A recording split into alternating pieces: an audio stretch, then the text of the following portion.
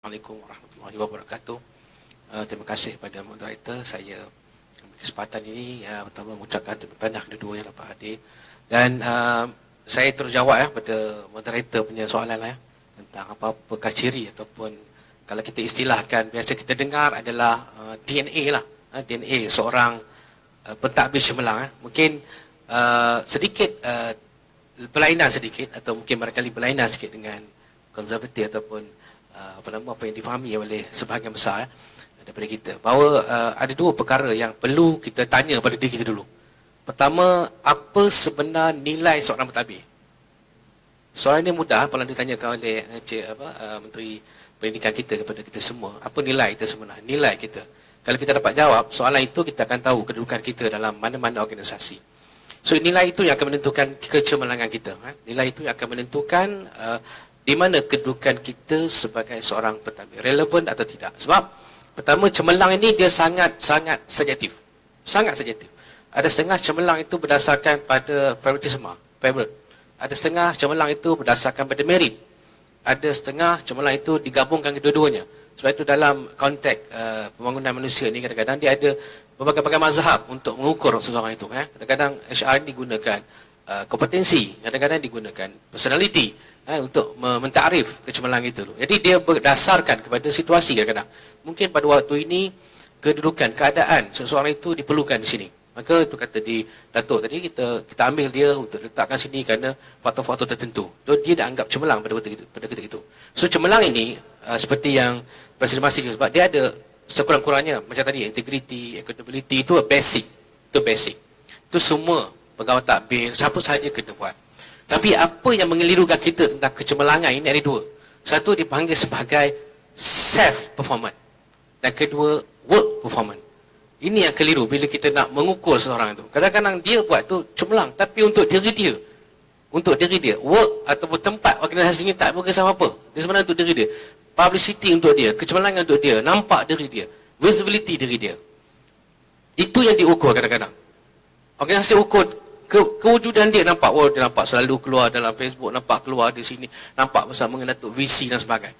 Itu kita kata cemerlang. Itu self performance. Mungkin cemerlang. Kedua, work performance. Yang duduk di belakang ni, yang staff PTMK, mungkin staff library, yang mereka kerja buat result, buat paperwork yang tak nampak, tapi dia memberi impact pada organisation. Lepas itu yang kata Datuk Pendaftar tadi, mereka developkan satu performance ataupun prestasi punya pengukuran yang adil. Kerana pada saya ataupun pada saya selalu sebut juga dengan rakan PPTI juga adalah seorang pentadbir yang cemerlang, dia adalah seorang yang adil. Sebab ayat Quran banyak sangat sebut tentang adil. So kalau kita berjaya menjadi seorang yang adil kepada diri dan juga pada staf kita, dia adalah pekerja yang cemerlang. Adil pada semua, rakan sekerja, dengan bos, dengan anak buah. Dia melakukan keadilan.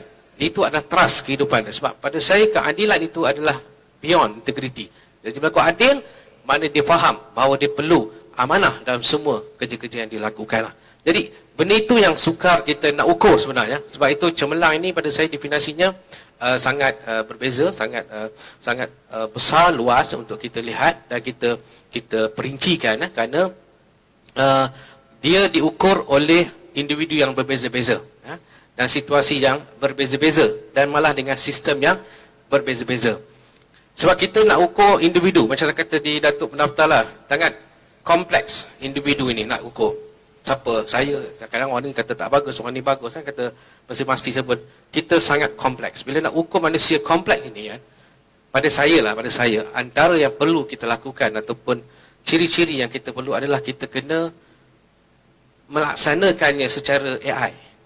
AI lah yang akan selalunya boleh menyelesaikan kadang-kadang masalah kompleks ni. AI ni akan memperincikan, membiarkan algoritma ini supaya apa?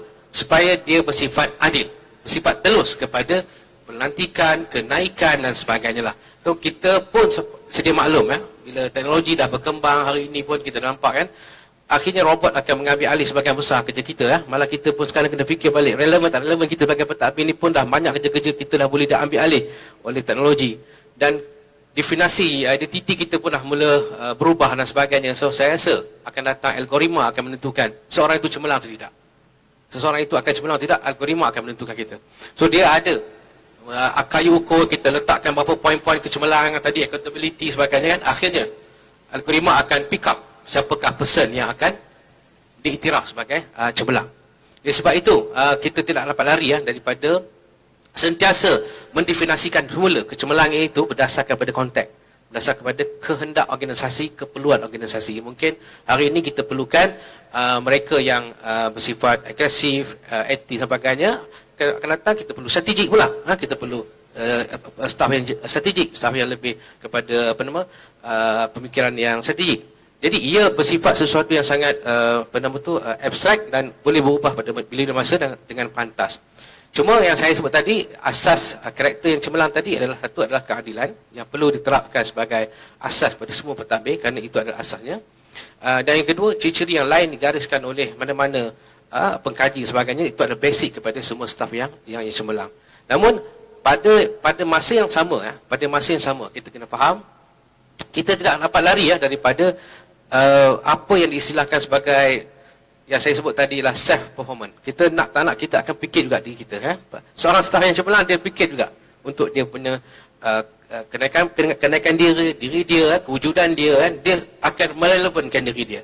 So itu juga kena diambil kira sebagai performance sebenarnya, sebagai cemerlang, sebab itu ada usaha dan ikhtiar dia, dan dia ada inisiatif untuk meningkatkan credibility dia dan meningkatkan dia punya gerak kerja dia. Itu juga termasuk. Sebab itu kita bagikan dua, kerana ada self performance dan ada work performance tadi untuk mengukur, melihat kembali di mana keperluan UC pada waktu itu. Kadang-kadang tempat itu tak ada orang, tak menonjol pun. Kita perlukan orang untuk bercakap, sebab itu sebagai skill seorang pentadbir. Dan yang berikutnya, yang paling penting juga ialah pentadbir pada saya yang cemerlang, selain pada adil tadi, dia adalah leader. Identiti kita adalah leader, bukan pengurus sebenarnya. Kalau kita nak mengubah hidup kita, nak mengubah identiti kita, nak mengubah skop pemikiran kita, kita mesti menganggap kita leader.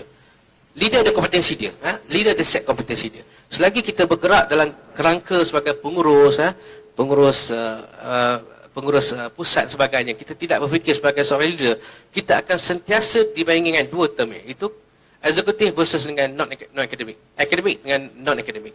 Kita sentiasa dibayangi, kecemerlangan kita sentiasa ditutupi. Sebab itu, the end of the day, kalau kita berjaya menjadikan identiti kita berubah daripada pengurus kepada pemimpin, sebagai sebahagian daripada kecemerlangan, sebagai ciri atau DNA seorang pentadbir, kita ingin melihat result yang lebih jelas. Umpamanya 30% dalam kalangan pentadbir di seluruh UC ini adalah mesti memegang jawatan, umpamanya 30% pentadbir ataupun 30% jawatan, HOD umpamanya, perlulah diberi kepercayaan kepada pentadbir. Itu satu kepercayaan. Itu juga ukuran yang boleh dianggap sebagai cemerlang, kepercayaan kepada pihak pentadbir. Kalau Kak Zaki sebut tadi, kita mesti dapat diukur kecemerlangan.